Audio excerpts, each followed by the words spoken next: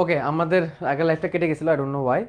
তো আমরা চলো আবার শুরু করি। তোমরা একটু তোমাদের ফ্রেন্ডদেরকে একটু বাকিদেরকে একটু মেনশন করে দিও যে ক্লাসটা শুরু হয়ে গেছে। দেখো, কোষের কোন ক্ষুদ্রাঙ্কে ক্র্যাবস চক্রের বিক্রিয়া সংঘটিত হয়? ক্র্যাবস চক্র, ক্র্যাবস চক্র এখানে আমাদের বুঝতে হবে ক্র্যাবস চক্র কিসের সাথে সম্পর্কিত।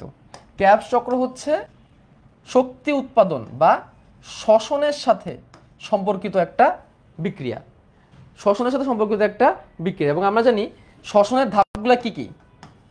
গ্লাইকোলাইসিস, গ্লাইকোলাইসিস, অ্যাসিটাইল কোয়ে সৃষ্টি, অ্যাসিটাইল কোয়ে সৃষ্টি, তারপরে ক্র্যাবস চক্র, ইলেকট্রন ট্রান্সপোর্ট সিস্টেম। এই তার মধ্যে এই ধাপগুলা হচ্ছে কোথায়?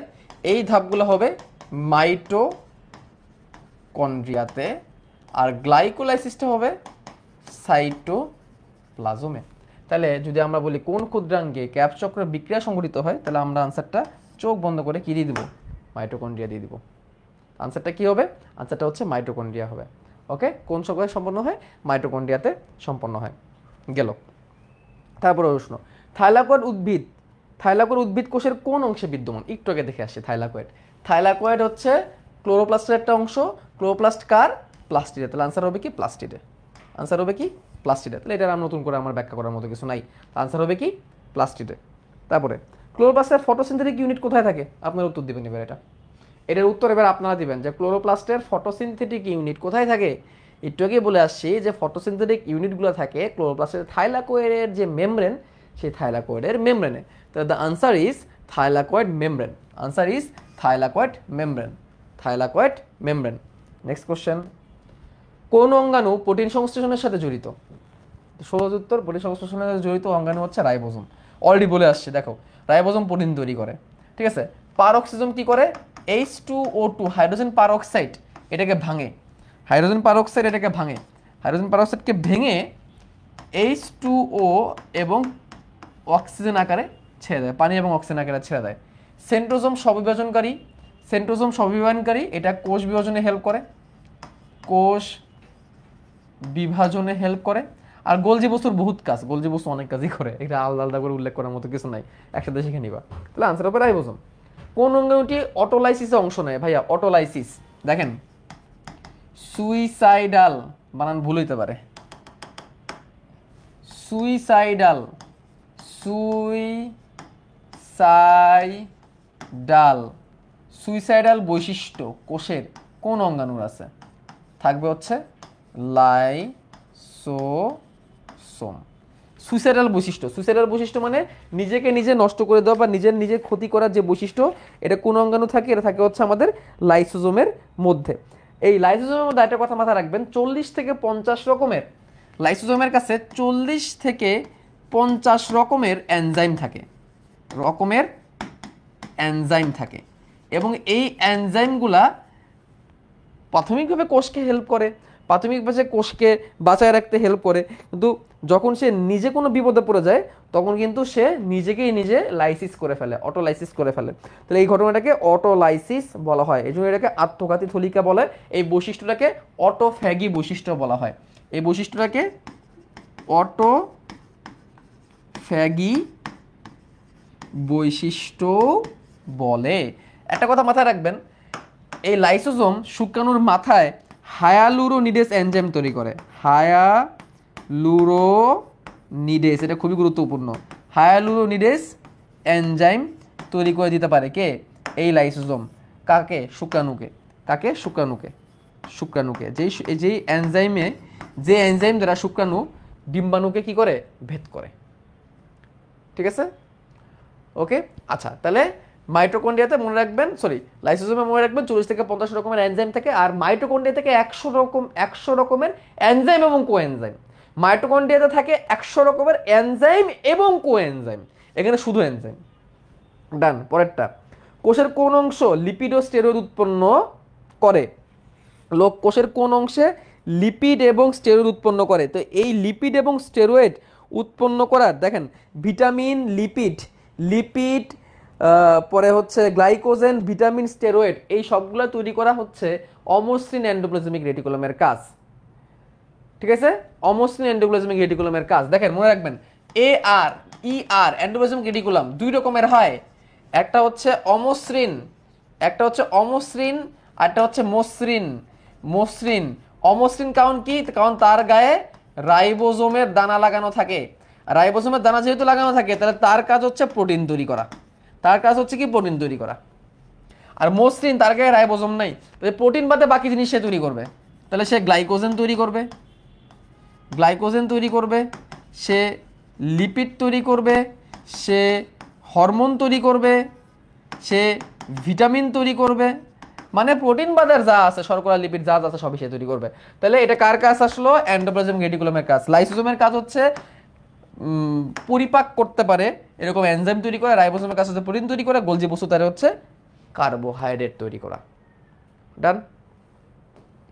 এরপরে এনজাইমের ভান্ডার কোনটি, একটু আগে দেখে আসছি লাইসোজোম, সব বইয়ের মধ্যে সহজ সুন্দর করে লেখা আছে লাইসোজোম হচ্ছে এনজাইমের ভান্ডার। তাহলে বলতে পারো ভাইয়া মাইটোকন্ড্রিয়া কি কম কিসের, মাইটোকন্ড্রিয়া তো 100 থেকে 100 রকমের এনজাইম এবং কোএনজাইম আছে, কিন্তু ভাই লাইসোজোমের কাজই হচ্ছে এনজাইমের আধার হিসেবে কাজ করা। লাইসোজোম এইটুকু একটা অঙ্গাণু, তার ভিতরে পুরোটাই এনজাইম, তাহলে তাকে আমি লাইসোজোমের ভান্ডার, এনজাইমের ভান্ডার বলবো লাইসোজোম। মাইটোকন্ড্রিয়ার মধ্যে এনজাইম বেশি, আই এগ্রি, বাট সে তো আর এনজাইমের ভান্ডার না, কারণ তার মধ্যে আরো বহুত কিছু আছে। লাইসোজোম যে একটা থলি, থলির ভিতরে যা আছে সবই হচ্ছে এনজাইম, তার আনসার হবে লাইসোজোম। মাইটোকন্ড্রিয়ার ভিতরে ভাঁজকৃত অংশকে কি বলা হয়, তো এটা আমরা জানি ক্রিস্টি বলা হয়। তো আমরা যদি মাইটোকন্ড্রিয়া এভাবে আঁকাই, আমি জাস্ট বেসিক মাইটোকন্ড্রিয়া আঁকাবো, বেসিক মাইটোকন্ড্রিয়া। তাহলে এর ভিতরে এরকম ভাঁজ ভাঁজ ভাঁজ ভাঁজ হওয়া অংশ আছে,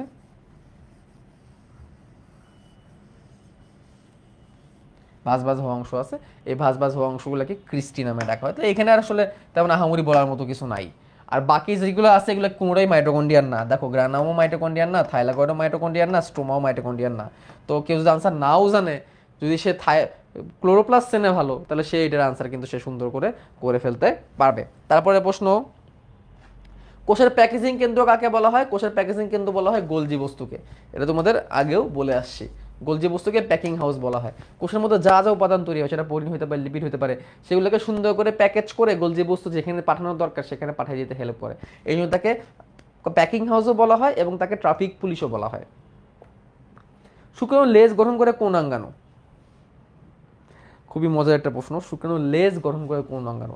তো লেজের গঠনের একটা অঙ্গাণু ব্যবহার হয়, আর লেজ নাড়াইতে আরেকটা অঙ্গাণু ব্যবহার হয়। তো শুক্রাণু লেজ গঠন করে সেন্ট্রিওল, তো শুক্রাণু লেজ গঠন করে সেন্ট্রিওল, মানে শুক্রাণু নিয়ে বহুত কথাবার্তা আছে, চলো সেগুলো একসাথে করি। অ্যাডমিশন টেস্টে এটাই সবথেকে গুরুত্বপূর্ণ কাজ, সব কিছুকে একসাথে করতে পারা। আচ্ছা, শুক্রাণুর শক্তি,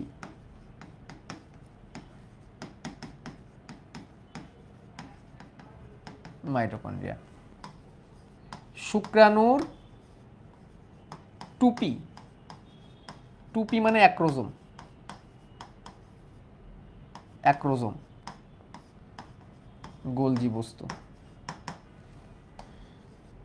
শুক্রাণুর হায়ালুরোনিডেস এনজাইম, যেটা দেশে ভেদ করবে, হায়ালুরোনিডেস, যেটাকে একটু আগে দেখছি, কে, লাইসোজোম। শুক্রাণুর লেজ সেন্ট্রিওল, শুক্রাণুর লেজ নাড়ায়, শুক্রাণুর লেজ নাড়ানো কোষ কঙ্কাল, সাইটোস্কেলিটন, সাইটোস্কেলেটন। মানে একটা শুক্রাণু তৈরি করতে কত কিছু লাগলো, তাই না ভাই? মাথায় রাখবা শুক্রাণুটা কোষ, একটা হ্যাপ্লয়েড কোষ, তার মধ্যে এগুলো তো থাকাই লাগবে, তো কোষের অঙ্গাণু সব আছে শুক্রাণুর কাছে, সবই আছে। কিন্তু একটা জিনিস জানলে তোমাদের এখন অবাক লাগবে, এত কিছুর পরও শুক্রাণুর 90% তৈরি করে, এটা দেখার পরে বাকিরা স্ট্রোক খাবে, বাকিরা বলতে বাকি অঙ্গাণুগুলা। এত কিছুর পরও শুক্রাণু 90% তৈরি করে হচ্ছে নিউক্লিয়াস, ঠিক আছে? এত কিছু তৈরি করলাম, তারপরে শুক্রাণু 90% গঠনই কে তৈরি করলো? নিউক্লিয়াস। ওকে, আচ্ছা, তারপর দেখো রাইবোজোম আবিষ্কার করেন কে? ওই যে বলছিলাম ভাইয়া আপনারা হচ্ছে আবিষ্কারকের নামগুলো একটু পড়েন। তো আবিষ্কারক থেকে গেল কয়েকটা বছর আমি দুইটা প্রশ্ন আসতে দেখছি, তার মধ্যে একটা প্রশ্ন হচ্ছে এই রাইবোজোম। তো রাইবোজোমের একটা হচ্ছে আবিষ্কারক আর একটা হচ্ছে নামকরক, ঠিক আছে? তো আবিষ্কারকের ক্ষেত্রে আমরা আহ, এখানে ক্লড আর প্যালেডের মধ্যে একটা প্যাচ লেগে যায়, ঠিক আছে? কর্ড হবে না প্যালেট হবে? তো দেখো জর্জ প্যালেট মানে আবিষ্কার এবং নামকরণ দুটোই করছেন, ঠিক আছে? তাহলে আনসারটা আমাদের কার দিকে যাবে? প্যালেটের দিকে যাবে। ক্লড কি করছিল? সেন্ট্রিফিউজ করছিল আরএনএ এর সাথে রাইবোজোমকে। আর আনসারটা আমাদের কার দিকে যাবে? প্যালেটের দিকেই যাবে। এখানে একটু কনফিউজিং কিন্তু এই জিনিসগুলো, হ্যাঁ। মাইটোকন্ড্রিয়াতে এনজাইম সংশ্লেষণের জন্য কোন ধরনের রাইবোজোম পাওয়া যায়? আচ্ছা সব বাদ দাও, দেখো প্রশ্ন একটু পেঁচানোর জন্য এই কাজটা করছে, আমি সহজ করে দিচ্ছি। এবার এইটুক পড়ো, এবার এইটুক পড়ো, তাহলে দেখবো সহজ হয়ে যাবে। মাইটোকন্ড্রিয়াতে কোন ধরনের রাইবোজোম পাওয়া যায়? মাইটোকন্ড্রিয়াতে আমি একটু আগে বলছিলাম আদিকোষী টাইপের যে রাইবোজোমটা, সেই রাইবোজোমটা পাওয়া যায়। আনসার হবে 70S। মাইটোকন্ড্রিয়া এবং প্লাস্টিড, দেখো মাইটোকন্ড্রিয়া এবং প্লাস্টিড এদেরকে অ্যান্ডোসিমবায়ন্ট বলা হয়, অ্যান্ডোসিমবায়ন্ট বলা হয়। ধারণা করা হয়ে থাকে মাইটোকন্ড্রিয়া এবং প্লাস্টিড এই দুটো অঙ্গাণু আগে একটা আদি কোষী আকারে ছিল, একটা ব্যাকটেরিয়া আকারে ছিল, তারপরে সেটা একটা প্রকৃত কোষের মধ্যে ঢুকে মাইটোকন্ড্রিয়া প্লাস্টিড হয়ে গেছে। তার কারণে তাদের কাছে নিজস্ব ডিএনএ এবং নিজস্ব রাইবোজোমও থাকে। নিজস্ব ডিএনএ বলতে ওই যে ব্যাকটেরিয়াল যে ডিএনএর মতো বৃত্তাকার যে ডিএনএ। তাহলে এখানে আনসারটা হবে 70S। আনসারটা কি হবে? 70S রাইবোজোম থাকে, মানে ব্যাকটেরিয়ার গঠনের মতো তার গঠন। জীবদেহে জীবাণু ধ্বংস করে লাইসোজোম, এখানে নতুন করে বলার কিছু নাই। লাইসোজোমই তার এনজাইম দ্বারা জীবাণুকে ধ্বংস করার যে গুরুত্বপূর্ণ কাজ সেটা করে থাকে। ওকে ওকে, একটা বড় অংশ আমরা শেষ করলাম। এবার আমরা নিউক্লিয়াস ও ক্রোমোজোমের গঠনে চলে যাব। তো ভাইয়া নিউক্লিয়াস এবং ক্রোমোজোমের গঠন, এখানে ক্রোমোজোম সংক্রান্ত আলোচনা হবে, ক্রোমোজোমের সংখ্যা নিয়ে আলোচনা হবে, এবং ক্রোমোজোমের সংখ্যা থেকে আমরা বিগত বছরগুলোতে এখানে প্রশ্ন আসতে দেখছি। নিউক্লিয়াস থেকে খুব বেশি কোনো প্রশ্ন আসে নাই, ঠিক আছে? নিউক্লিয়াস থেকে খুব বেশি একটা প্রশ্ন আমরা আসতে দেখি না। চলো দেখি কি দিছে। পেঁয়াজের মূলে মেটাফেজ পর্যায়ে ক্রোমোজোম সংখ্যা কত? মেটাফেজ পর্যায়ে বইলা প্রশ্নটা কঠিন বানানোর চেষ্টা করছে, কিন্তু কোষ বিভাজন চ্যাপ্টারে সুন্দর করে লিখে দিচ্ছে পেঁয়াজের মূলে ক্রোমোজোম থাকে 16টা। আনসার হবে 16। এটা কোষ বিভাজন চ্যাপ্টারের প্রশ্ন, এখানে একটু ঢুকাই দেওয়া হয়েছে যেহেতু ক্রোমোজোম আছে তাই, ঠিক আছে? ক্রোমোজোমের ডিএনএ ও হিস্টোন পরিমাণ কতটুকু? এটা আনসারটা দেখো, ডিএনএ এর পরিমাণ থাকে হচ্ছে 45% আর হিস্টোন প্রোটিনের পরিমাণ থাকে 55%। হিস্টোন আর ডিএনএ এর 45 আর 55 নাই, বাট 45 আর 50 অপশনে ছিল, এইটাই হবে আনসার। এগুলো মুখস্থের জিনিস, ঠিক আছে? এগুলো মুখস্থের জিনিস।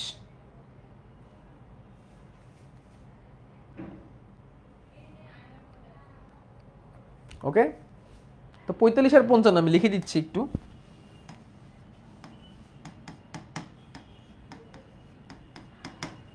ওকে, ধানের ক্রোমোজোমের সংখ্যা কত? দেখি কে কে পারে, এগুলো মুখস্থ রাখতে পারে কে কে। তো ভাই এই যে এই ক্রোমোজোমের সংখ্যা, এগুলা এত মনে রাখা সম্ভব না, আর আমি তোমাদের দাগায়ও দিতে চাই না। দাগায় দেওয়ার ব্যাপারটা কেমন জানো? দাগায় দেওয়ার ব্যাপারটা হচ্ছে একটু কাইন্ড অফ স্ট্যান্ডিং বাজির মতো, যে এগুলো এগুলো পড়ে এগুলোর মধ্যে আসবে, আমি নিজেও জানি না আসলে আসবে কিনা। তো এই জন্য এগুলো দাগায় দিতে আমি পছন্দ করি না। মানে যদি কেউ পারো পড়ো, কারোর কাছে যদি কোনো টেকনিক থাকে সে সেভাবে পড়ো, বাট আমি আসলে এগুলো দাগায় দেইও না কখনো, কখনো আমি স্টুডেন্টদেরকে বলিও না প্যারা নিয়ে মুখস্থ করো, কারণ দু একটা প্রশ্ন ছেড়ে দেওয়াই লাগে, ছেড়ে দেওয়াই উত্তম ভুল করার থেকে। আচ্ছা, যে ক্রোমোজোমে বাহুদ্বয় সমদৈর্ঘ্য তার বিশিষ্ট তাকে কি বলা হয়? আচ্ছা, ক্রোমোজোমের ভিতরে সমদৈর্ঘ্য বাহু, দেখো ক্রোমোজোম 4 রকমের হয়। একটা ক্রোমোজোম এরকম ভি এর মতো, আরেকটা ক্রোমোজোম এল এর মতো, আরেকটা ক্রোমোজোম জে এর মতো, আরেকটা ক্রোমোজোম আই এর মতো। V L J I. ভিতে হবে মেটাসেন্ট্রিক, এলতে হবে সাবমেটাসেন্ট্রিক, যেতে হবে অ্যাক্রোসেন্ট্রিক, আর আইতে হবে টেলোসেন্ট্রিক। তো এইটাকে বলা হয় মধ্যকেন্দ্রিক। মধ্যকেন্দ্রিক তাহলে বলছে যে ক্রোমোজোমের বাহুদ্বয় সমদৈর্ঘ্য বিশিষ্ট। দেখো এটা মাঝ বরাবর ভাগ হয়েছে, তো এটা এই দুই পাশের বাহুটা সমান সমানই হবে, এইগুলো তো একটা ছোট একটা বড়, এটা সমান সমান, তাহলে এটাই হবে মধ্যকেন্দ্রিক বা মেটাসেন্ট্রিক। আনসার হবে মধ্যকেন্দ্রিক বা মেটাসেন্ট্রিক। কোনটি নিউক্লিয়াসের গাঠনিক উপাদান? ক্রোমোজোম। বাকিগুলো নিউক্লিয়াসের ভিতরে থাকে না ভাই। ক্রিস্টি কই থাকে? মাইটোকন্ড্রিয়াতে থাকে। ভেসিকল তো এটা তো গোলজি বস্তু টাইপের জিনিস। সিস্টানি, ভেসিকল, টিবিউল, ভ্যাকিউল এগুলো গোলজি বস্তু, এন্ডোপ্লাজমিক রেটিকুলামের জিনিস। তাহলে আনসার হবে ক্রোমোজোম।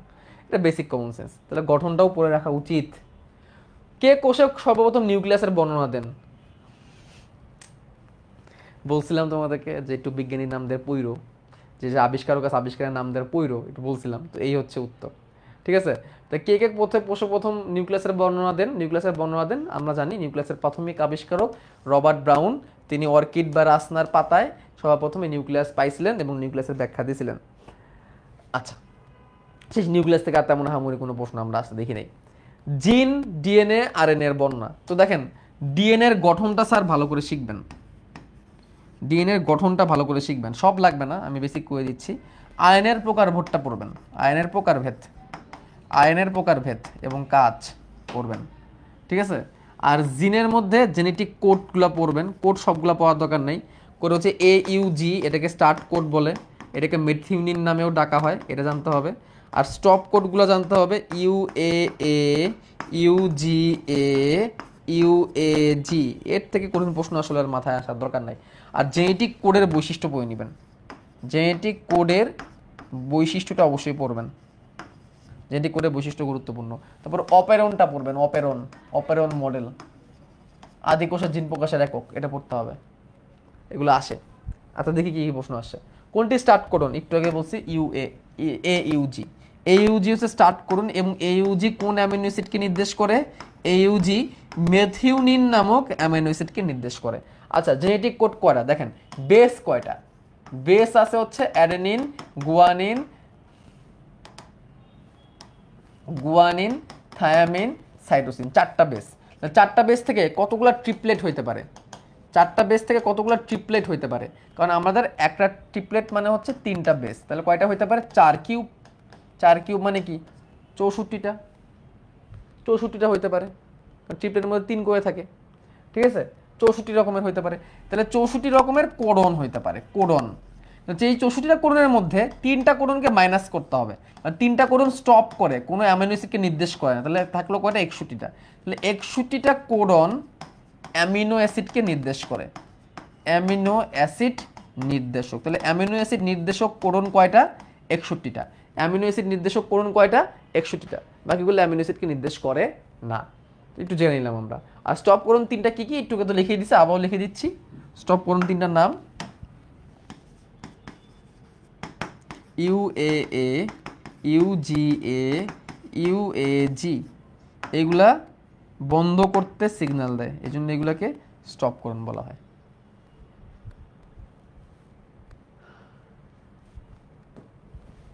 ডিএনএর একক কি?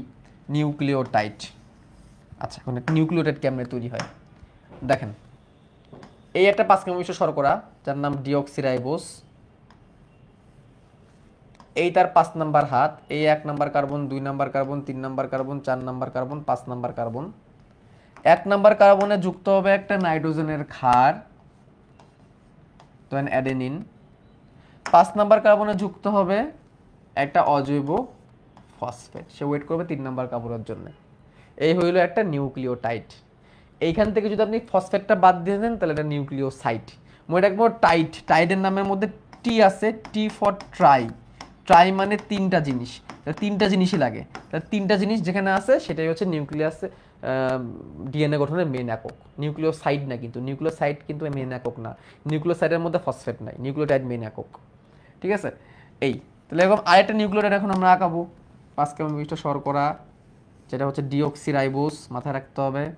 এই হচ্ছে 5 নাম্বার কার্বন, একটা অজৈব ফসফেট দিয়ে দিব, সরি এটা এটা একটা একটা নাইট্রোজেনের ক্ষার দিব, গুয়ানিন, এবং অজৈব ফসফেটটা এখানে দিব 5 নাম্বার কার্বনে, এবং সে যে যুক্ত হবে 3 নাম্বার কার্বনের সাথে, অর্থাৎ ফসফেটটা 5-3-5-3 এভাবে যুক্ত হতে থাকবে, 5-3-5-3 এভাবে যুক্ত হতে থাকবে ফসফেটটা। তাহলে এখানে আমি আরো একটা আঁকাবো, আরো একটা আঁকাবো, এখানে থায়ামিন দিলাম, ফসফেট দিলাম, ফসফেট যুক্ত করলাম, আরেকটা হয়ে গেল, সবশেষে আরেকটা আঁকাবো। যদি একটা সুতা হয় তাহলে আরএনএ, দুইটা সুতা হলো ডিএনএ। ঠিক আছে, এই 4টা দিয়ে দিলাম। এবার ঠিক এটাকে উল্টা করে আমাদের আগাইতে হবে।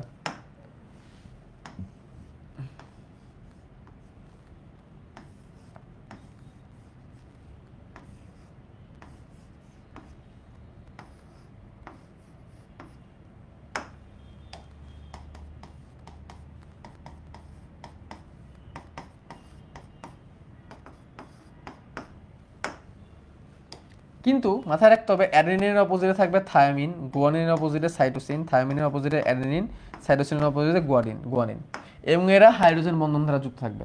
অ্যাডেনিন আর থায়ামিনের মাঝখানে দ্বিবন্ধন, গুয়ানিন সাইটোসিনের মাঝখানে ত্রিবন্ধন, অ্যাডেনিন থায়ামিন দ্বিবন্ধন, গুয়ানিন সাইটোসিন ত্রিবন্ধন। বিজ্ঞানের চালগাফ রুলস অনুসারে যতগুলো অ্যাডেনিন থাকবে ঠিক ততগুলোই থায়ামিন থাকবে দ্বিবন্ধন দ্বারা যুক্ত। ওকে, তাহলে এবার যুক্ত হইল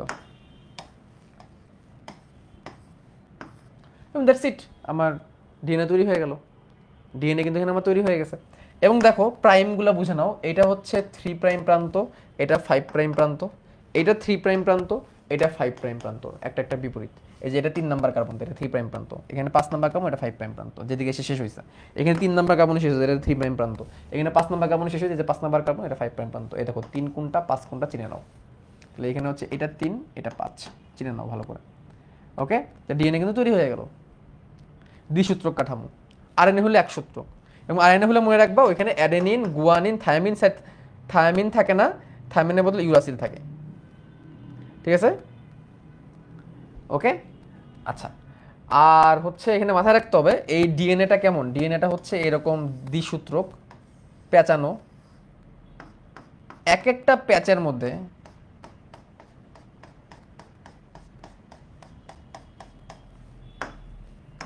এটা হচ্ছে একটা প্যাচ, একটা প্যাচের মধ্যে 10টা সিঁড়ি থাকে, এই যেরকম 10টা সিঁড়ি মানে 10টা বেস পেয়ার থাকে। এই কথাগুলো মাথায় রাখো যে প্রতি পাকে 10টি বেস পেয়ার। বেস পেয়ার মানে বন্ধন। একটা বেস পেয়ার তৈরি করতে 2টা নিউক্লিওটাইড লাগে, মানে প্রতি পাকে 10 দুগুণে 20টা নিউক্লিওটাইড। প্রতি পাকের দৈর্ঘ্য 34 অ্যামস্ট্রং বা 3.4 ন্যানোমিটার। ঠিক আছে, তাহলে একটা বেস পেয়ার থেকে একটা বেস পেয়ারের দূরত্ব কত? 3.4 অ্যামস্ট্রং।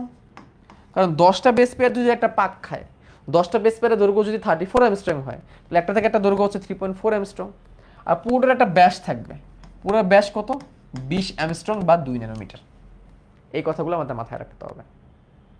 ঠিক আছে, ও আর একটা পাকের মধ্যে 25টা হাইড্রোজেন বন্ধন থাকে।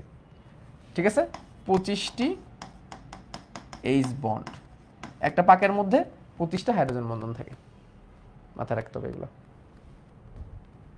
ডিএনএ অণুতে অনুপস্থিত থাকে কোনটি? ইউরাসিল। ডিএনএতে ইউরাসিল থাকে না, ডিএনএতে ইউরাসিল থাকে না, এটা আরএনএতে থাকে। পারবো। নিম্নের কোনটিতে ডিএনএ অনুপস্থিত? লাইসোজোমে ডিএনএ অনুপস্থিত। লাইসোজোমে ডিএনএ থাকে না। দেখো ক্লোরোপ্লাস্টেও আদি ডিএনএ থাকে, মাইটোকন্ড্রিয়াতেও আদি ডিএনএ থাকে, নিউক্লিয়াসেও ডিএনএ থাকে। এই দুটোর মধ্যে আদি ডিএনএ, আদি বা বৃত্তাকার, বাট থাকে তো। ডিএনএ হেলিক্সের ব্যাস কত? 20 অ্যাংস্ট্রম বা 20 ন্যানোমিটার, এই 2 ন্যানোমিটার। একটু আগে দেখে এসেছি আমরা এটা। এগুলো থেকে কিন্তু পরীক্ষা বেশি প্রশ্ন আসে, দৈর্ঘ্যগুলো থেকে। ডিএনএ অণুতে গ্রথিত রাসায়নিক তথ্যগুলো কপি করার প্রক্রিয়াকে কি বলে? ডিএনএ অণুতে গ্রথিত রাসায়নিক তথ্যগুলোকে এমআরএনএ অণুতে কপি করা, অর্থাৎ ডিএনএ থেকে এমআরএনএ তৈরি। তো ডিএনএ থেকে এমআরএনএ তৈরি প্রক্রিয়াকে কি বলা হয়? ট্রান্সক্রিপশন বলা হয়। ডিএনএ থেকে ডিএনএ তৈরির প্রক্রিয়াকে কি বলা হয়? রেপ্লিকেশন বলা হয়। আর এমআরএনএ থেকে প্রোটিন তৈরি করার প্রক্রিয়াকে কি বলা হয়? ট্রান্সলেশন বলা হয়। ঠিক আছে, ট্রান্সলেশন হচ্ছে এমআরএনএ থেকে প্রোটিন, ট্রান্সক্রিপশন হচ্ছে ডিএনএ থেকে এমআরএনএ, আর রেপ্লিকেশন হচ্ছে ডিএনএ থেকে ডিএনএ। ডুপ্লিকেশন বলতে কিছু আমরা পড়ি নেই। ঠিক আছে, শেষ পর্যায়ে ডিএনএ এর সূত্রক কয়টি? কত সূত্রক বিশিষ্ট? দ্বিসূত্রক বিশিষ্ট। বাচ্চা বাচ্চা জানে। শেষ। এবার আমাদের টপিক হচ্ছে কোষ বিভাজন। তাহলে আমরা একটা অধ্যায় শেষ করলাম। একটা অধ্যায় থেকে বিগত বছরগুলোতে বোর্ড পরীক্ষার প্রশ্ন, মানে অ্যাডমিশন টেস্টে কি কি আসে, কৃষিতে কি কি আসে সেগুলো দেখছি। বা তারপরেও কিন্তু আমি তোমাদের ছোট্ট একটা সাজেশন দিয়ে দিচ্ছি, সেই সাজেশন তো ফলো করবাই। এখন তোমাদের মোটামুটি একটা ওভারঅল একটা ধারণা হইলো যে আসলে কি কি টাইপের পরীক্ষায় প্রশ্নগুলো আসে, কোন কোন জায়গা থেকে আসছে। এবং এটা আমরা খেয়াল করছি, কঠিন কোনো জায়গা থেকে কিন্তু পরীক্ষার প্রশ্ন আসে নাই। যারা যারা আগে মেডিকেল ভর্তি পরীক্ষার প্রস্তুতি নিছো, তোমাদের কি মনে হয় তার থেকে সহজ না এটা? মেডিকেল ভর্তি পরীক্ষার থেকে সহজ না? সহজ। তাহলে আমরা এখন কোষ বিভাজনে যাব আর টিস্যুতে যাব। জাস্ট একটা 2 মিনিট একটা সিঙ্গেল ব্রেক নিব। আমি 2 মিনিট একটা সিঙ্গেল ব্রেক নিব, জাস্ট 2 মিনিট।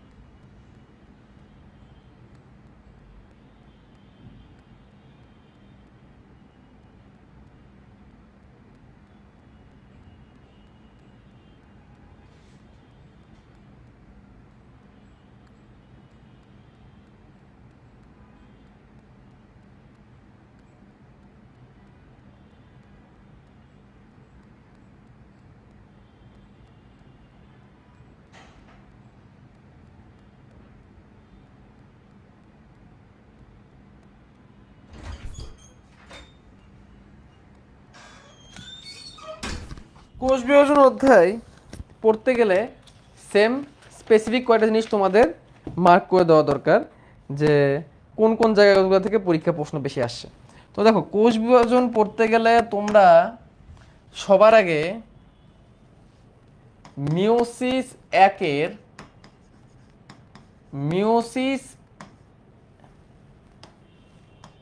একের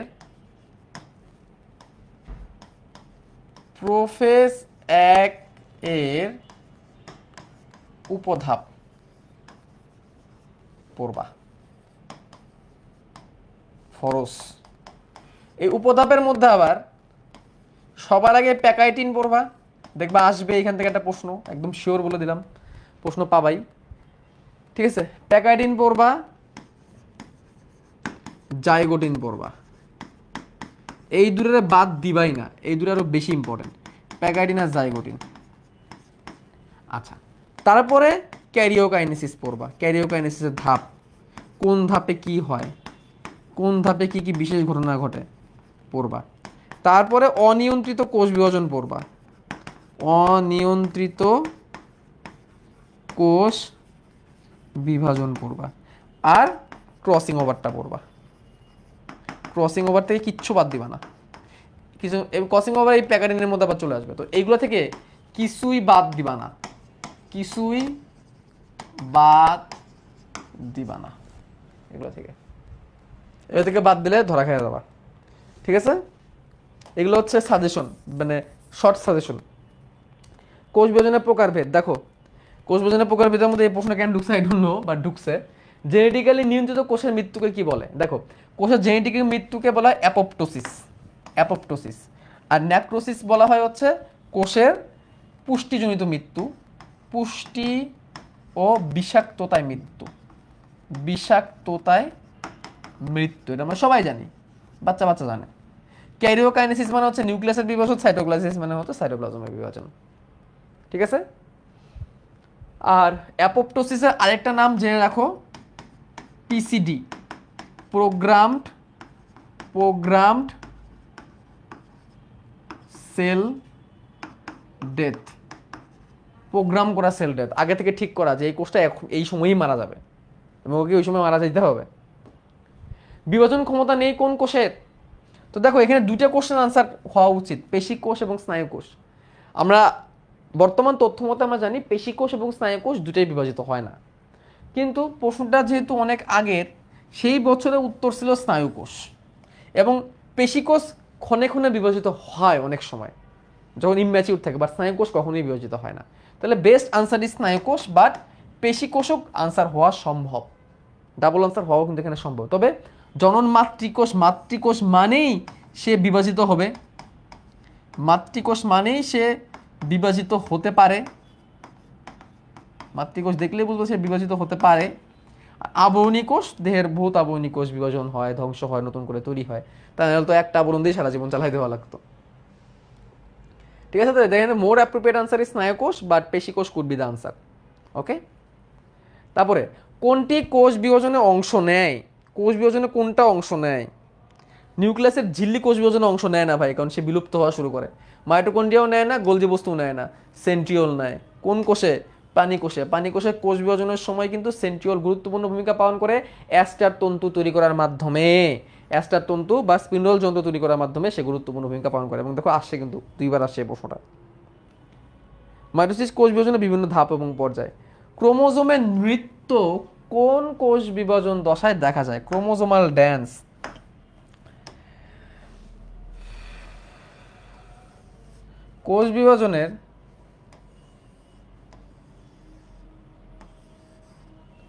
কোষ বিভাজনের প্রোমেটাফেজ দশায় যখন সব বিলুপ্ত হওয়া শুরু করছে, নিউক্লিয়ার মেমব্রেন যখন বিলুপ্ত হওয়া শুরু করছে, তখন দুই মেরুতে স্পিন্ডল যন্ত্র খুব সুন্দর করে তৈরি হয়েছে,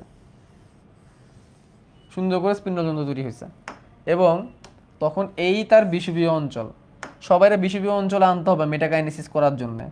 তো এই জন্যে ক্রোমোজোম যে যেখানেই ছড়াই ছিড়াই থাকুক না কেন, তোরা যে যেখানে ছড়াই ছিড়াই থাকিস না কেন বাবা, তারা নাচতে এদেরকে কোথায় আনা হবে? বিষুবীয় অঞ্চলে আনা হবে, নাচতে নাচতে নাচতে নাচতে নাচতে নাচতে বিষুবীয় অঞ্চলে আসবে। তো এই জন্য এটাকে বলা হয় প্রোমেটাফেজ। কোন অঞ্চলে হয়? প্রোমেটাফেজ।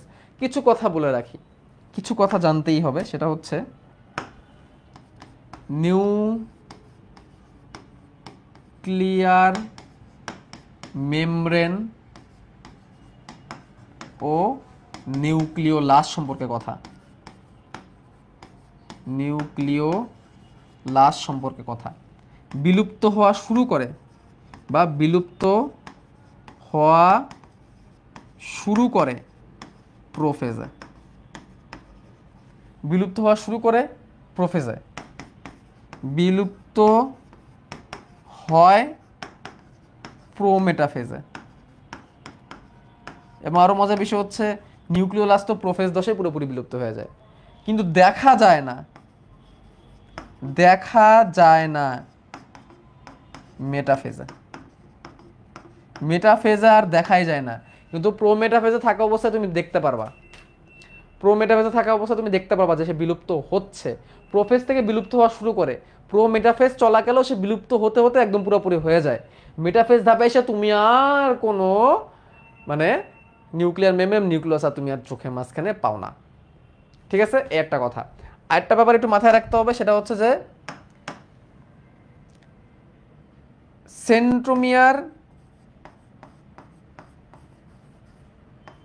সেন্ট্রোমিয়ার বিভক্ত হয় মেটাফেজে। এইগুলোর মধ্যেই প্যাচ লাগে, এইগুলো আমি লিখে দিচ্ছি। সেন্ট্রোমিয়ার বিভক্ত হয় মেটাফেজে, কিন্তু অপত্য ক্রোমোজোম তৈরি হয় অ্যানাফেজে। তার মানে কেউ এটা ভাইবো না যে মেটাফেজ ধাপে তুমি ক্রোমোজোম পাওয়া যাবা। মেটাফেজ দেখে যা সেন্ট্রোমিয়ার ভাগ হয়, তাহলে অপত্য সেন্ট্রোমিয়ার কোথায় পাওয়া যায়, তাহলে মেটাফেজ বলতে পারো। বা দুইটা ভিন্ন ক্রোমোজোম তৈরি হয় অ্যানাফেজে এবং তারপরে দুই বিপরীত মেরু থেকে যাওয়া শুরু করে, এই সময় ভিএলজিআই এর মতো দেখা যায়। ঠিক আছে, ওকে, বেশ কিছু কনসেপ্ট জানলাম, এগুলোর মধ্যে প্যাচ লাগে বেশি। মাইটোসিসের কোন পর্যায়ে ক্রোমোজোম দুটি ক্রোমাটিডে বিভক্ত হয়? প্রথম ধাপেই, প্রোফেজ ধাপেই। প্রোফেজ ধাপে বহুত কাহিনী ঘটে, প্রোফেজ ধাপে এটা হয়, ক্রোমোজোম দুটি ক্রোমাটিড হয়। প্রোফেজ ধাপে বহুত কাহিনী ঘটে। পানি ত্যাগ, পানি ত্যাগ,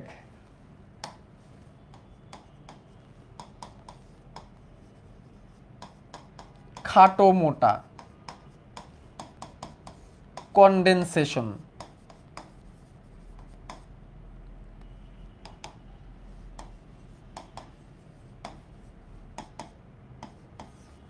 বিলুপ্তি। কার কার বিলুপ্তি? বিলুপ্তি শুরু কার কার? নিউক্লিয়ার মেমব্রেন এবং নিউক্লিওলাস। এবং লাস্টে দিয়ে কি হয়?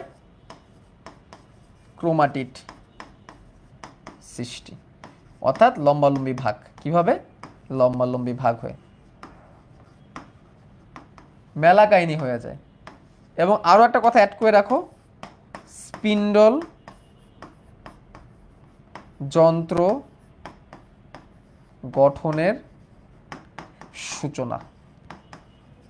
স্পিন্ডল যন্ত্র গঠন হয়ে যায় প্রোমেটাফেজ ধাপে, বাট গঠন হওয়া শুরু করে কিন্তু এইখানে। ও আরেকটা কথা অ্যাড করো, রং ধারণ, ক্রোমোজোমের রং ধারণ, এটা তো শুরুতেই হয়।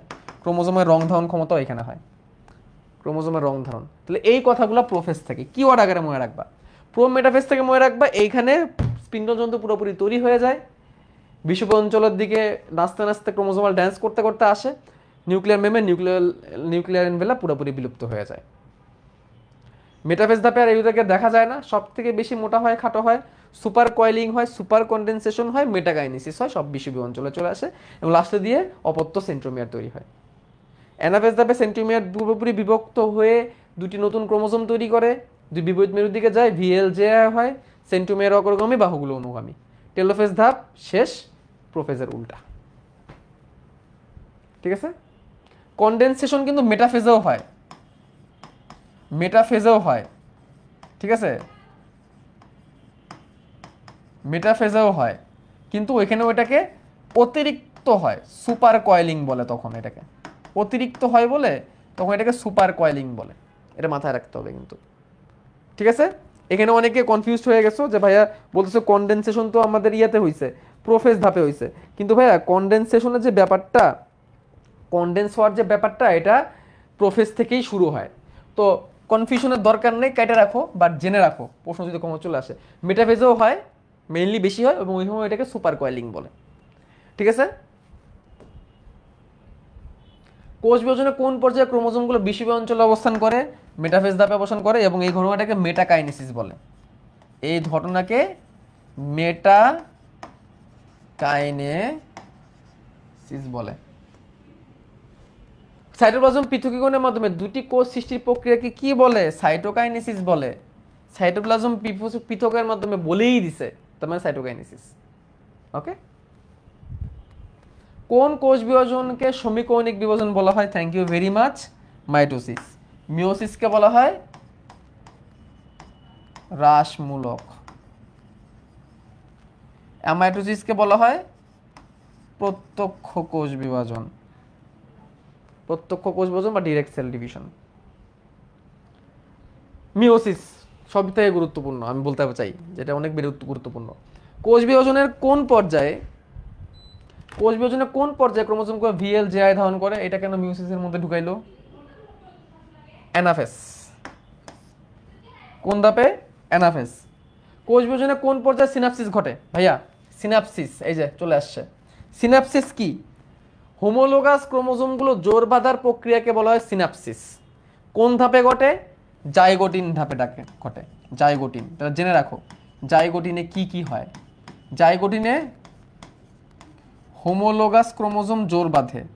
হোমোলোগাস জোড় বাঁধে। হোমোলোগাস ক্রোমোজোমগুলো কি হয়? জোড় বাঁধে। এই জোড় বাঁধার প্রক্রিয়াকে কি বলা হয়? সিনাপসিস। প্রক্রিয়ার নাম হচ্ছে সিনাপসিস। এবং জোড়াটাকে কি বলা হয়? যে জোড়াটা তৈরি হয় সে জোড়াটাকে বলা হয় বাইভ্যালেন্ট। যে জোড়াটা তৈরি হয় সে জোড়াটাকে বলা হয় বাইভ্যালেন্ট। এইগুলো হয় জাইগোটিন ধাপে। জাইগোটিন ধাপে আর কি কি হয় আমরা জেনে নিলাম। জাইগোটিন ধাপে এই কাজগুলো হয়। হোমোলোগাস ক্রোমোজোমগুলো জোড় বাঁধে, সিনাপসিস হয়, আর জোড় বাঁধার প্রক্রিয়াটাকে বলা হয় সিনাপসিস, আর জোড়াটাকে বলা হয় বাইভ্যালেন্ট। প্রশ্ন আসে কিন্তু। ঠিক আছে। স্পোরোফাইটের উদ্ভিদে কোথায় মিওসিস হয়? স্পোরোফাইটিক উদ্ভিদে কোথায় মিওসিস হয়? স্পোরোফাইটিক উদ্ভিদ মানে সেটা নর্মাল উদ্ভিদ, জনন মাতৃকোষেই মিওসিস হবে। মনে রাখবা মিওসিস 3 রকমের। একটা হচ্ছে স্পোরিক মিওসিস, এটা হচ্ছে আবৃতবীজী উদ্ভিদের পরাগধানীতে হয়। পরাগধানী ও গর্ভাশয়ে হয়। তারপরে হচ্ছে টার্মিনাল মিওসিস। ওইটা কোথায় হয়? জাইগোটে হয়। টার্মিনাল মিওসিস হয় জনন মাতৃকোষে, যেটা আমরা নর্মাল মিওসিস যেটাকে আমরা বলি, জনন মাতৃকোষ, যেটাকে আমরা নর্মাল মিওসিস বলে থাকি। আর আরেকটা হচ্ছে জাইগোটিক মিওসিস। এটা কোথায় হয় দেখে বুঝতে পারতেছি, এটা জাইগোটে হয়। কিন্তু কাদের ক্ষেত্রে? কিছু নিম্ন শ্রেণীর জীব, যেমন শৈবালের ক্ষেত্রে হইতে পারে, ইউলোথ্রিক্স নামক শৈবালের ক্ষেত্রে হইতে পারে। ঠিক আছে। তাহলে স্পোরোফাইটিক উদ্ভিদ মানে নর্মাল উদ্ভিদ বলছে, ওটার মিওসিস আমাদের জনন মাতৃকোষে আমরা করব। আর কোনো এক্সাম্পল এখানে দেওয়া নাই। ঠিক আছে, এক্সাম্পল মাথায় রাখবা কিন্তু এগুলোর। কোষ বিভাজনের কোন ধাপে ক্রসিং ওভার ঘটে? প্যাকাটিন ধাপে ক্রসিং ওভার ঘটে। এটা খুবই গুরুত্বপূর্ণ ভাই। প্যাকাটিন থেকে কি কি মনে রাখবা? প্যাকাটিন থেকে মনে রাখবা কায়াজমা সৃষ্টি। কায়াজমার আকৃতি কেমন হয়? এক্স আকৃতির কায়াজমা সৃষ্টি। টেট্রাড গঠন, যখন একসাথে যুক্ত থাকবে তখন 4টা ক্রোমাটিডের বাহু একসাথে থাকবে, টেট্রাড গঠন করবে। তারপরে নন সিস্টার ক্রোমাটিডের অংশ বিনিময়, নন সিস্টার ক্রোমাটিডে অংশ বিনিময়, যেটাকে আমরা বলি ক্রসিং ওভার। এই ঘটনাগুলো ঘটবে প্যাকাটিন ধাপে। এই ঘটনাগুলো ঘটবে। এখান থেকে পরীক্ষা প্রশ্ন বেশি আসে। প্যাকাটিন ধাপে এই কথাগুলো ঘটে। মিওসিসে কোন উপপর্যায়ে ক্রসিং ওভার ঘটে? সেম আগেরটাই, প্যাকাইটিন। ওকে, মিওসিস প্রক্রিয়ায় উৎপন্ন কোষের ক্রোমোজোমের সংখ্যা মাতৃকোষের কত গুণ? মিওসিসে যা তৈরি হবে মাতৃকোষের অর্ধেক হবে, মাতৃকোষের অর্ধেক হবে, মাইটোসিস হলে সমগুণ। মাইটোটিক কোষ বিভাজনের কোন পর্যায়ে হোমোলোগাস ক্রোমোজোম জোর বাঁধে? জাইগোরিন ধাপে জোর বাঁধে, আগেরটাই একটু আগে দেখাই দিয়ে আসছি, জাইগোরিন ধাপে জোর বাঁধে, জোর বাঁধ। ঠিক আছে, দেখছো কতবার আসছে এখান থেকে প্রশ্ন। ক্রসিং ওভার ঘটে কয়বার আসছে দেখছো, এক প্রশ্ন, কয়বার ক্রসিং ওভার কোথায় ঘটে, এই জন্য বারবার বলতে বলছিলাম। নিচের কোন কোষে মিওসিস প্রক্রিয়ায় কোষ বিভাজন হয়? কোথায় মিওসিস প্রক্রিয়া? মূলের অগ্রভাগ, মূলের অগ্রভাগে মাইটোসিস হবে বৃদ্ধির জন্য। জনন মাতৃকোষ আনসার হবে, কারণ জনন মাতৃকোষে মিওসিস হয়। জননাঙ্গের কোষও মাইটোসিস হবে যাতে করে বৃদ্ধি পায়। কাণ্ডের অগ্রভাগেও মাইটোসিস হবে যাতে কাণ্ডের বৃদ্ধি পায়। মায়োসিস কোষ বিভাজনের কোন দশায় বাইভ্যালেন্ট তৈরি হয়? বাইভ্যালেন্ট জোর বাঁধা প্রক্রিয়াকে বলে সিনাপসিস, আর জোর বেঁধে যা তৈরি করে তাই হচ্ছে বাইভ্যালেন্ট। কোন ধাপে? জাইগোটিন ধাপে। কোষ চক্র যেটা বাদ রাখছিলাম, কোষ চক্রের সংশ্লেষণ দশায় ব্যয়িত সময়। আমরা জানি কোষ চক্র, আমরা এভাবে যদি এটাকে নেই, এখানে অল্প একটু টাইম, 5 থেকে 10% টাইম পাবে এম ফেজ,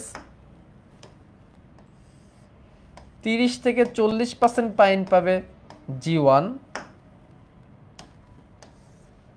30 থেকে 50% টাইম পাবে এস, আর 10 থেকে 20% টাইম পাবে G2, তাই না? আনসার হবে 30 থেকে 50%। আনসার হবে 30 থেকে 50%। তোমরা জেনে নিবা কোথায় কি ঘটে।